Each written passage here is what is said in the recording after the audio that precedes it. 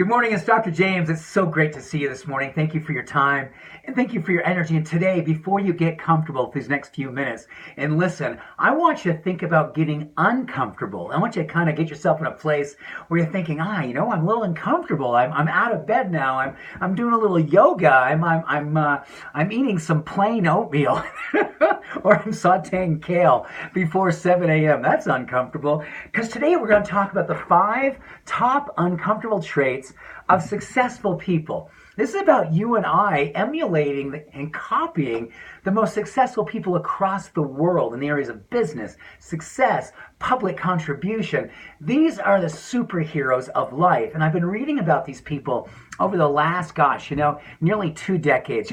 I'm interested in studying what these people are doing each and every day. And I want to share with you 5 things that these people have in common and why they're uncomfortable. Because these are things that you're going to probably more than likely have to change about your present way of living or get that much more ambitious about those things. And you're going to love this because it's going to make you wake up. It's going to make you feel like you're more possible. And it's going to develop self-efficacy, that way of confidence by doing.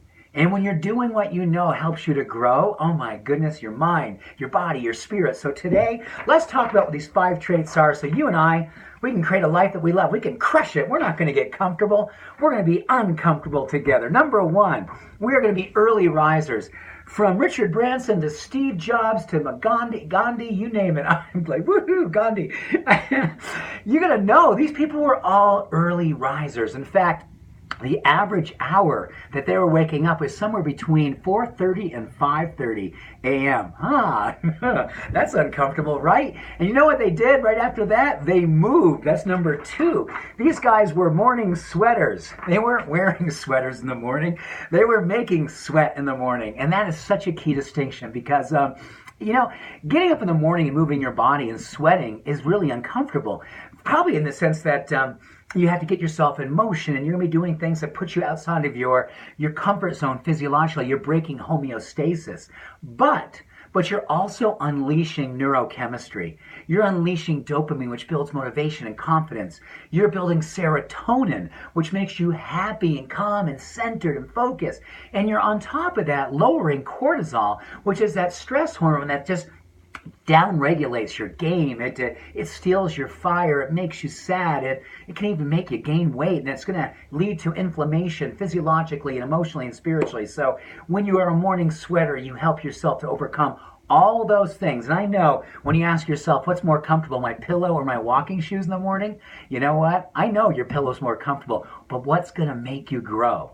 That's the key. Always ask yourself, what's going to make you grow? Number 3, speaking of growing, these people who have uncomfortable awesomeness, they are continuous learners.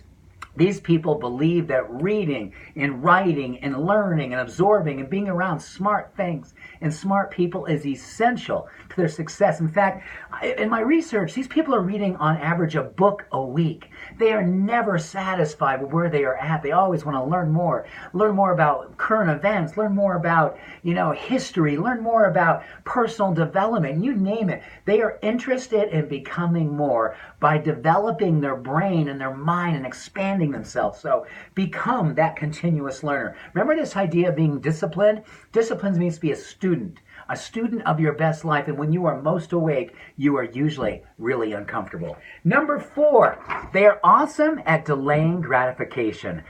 Boom. Oh my gosh. I shared with you a couple weeks ago about Walter Mischel's work from Stanford. He was talking about how when he could trace kids when they were 8 years old, and he would give them the opportunity to have instant gratification or delayed gratification for as little as 20 minutes, and then he traced their work or tracked them for the next 10 plus years.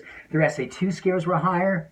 They got into better schools, they got better jobs, they made more money, their relationships, everything was better because of delayed gratification. That's a hard thing to master today when we can look at a text really quick, we can send an email really quick, we can pick up a phone. Work on delayed gratification and the areas that you can actually do around meditation and give yourself the mindfulness opportunities. And number 5, learn to unplug. 5 o'clock every single night, 6 o'clock no later. Get yourself away from social media, television, computers, everything, and give yourself the downtime. Successful people are creative people because they give themselves an opportunity, as science says, to empty their minds, to empty themselves out, give themselves recovery time. They oscillate. They go hard and then they relax well. They push hard and they sleep deep. When you give yourself the downtime, your creativity flourishes and you become one of those wonderful, successful people who've mastered being wildly and wonderfully uncomfortable. I probably made you uncomfortable today, and that was my goal. I am too, okay? So we're in this together. Much love and many blessings. Have an awesome day. Bye-bye.